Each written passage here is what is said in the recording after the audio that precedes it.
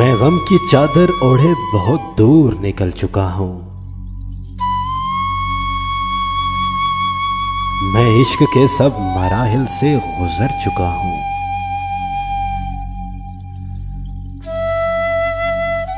मैं वो फूल था जो तेरे दिल के आंगन में खिला करता था।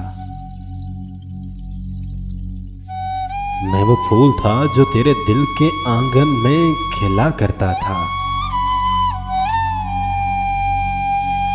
शाख से टूटकर वीरानों में बिखर चुका हूं।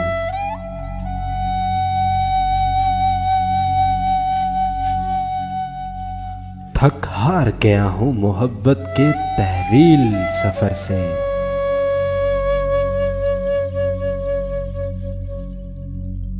मरा भी नहीं और जिंदा ही कब्र में उतर चुका हूं।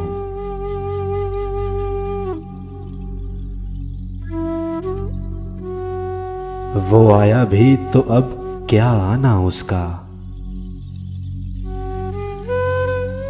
उसे कह दो अब तो मैं कफन में लिपट चुका हूं।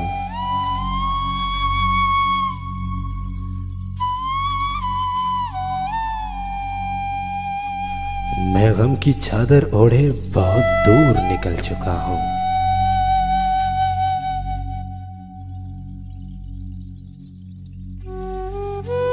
उसे कह दो अब तो मैं कफन में लिपट चुका हूं।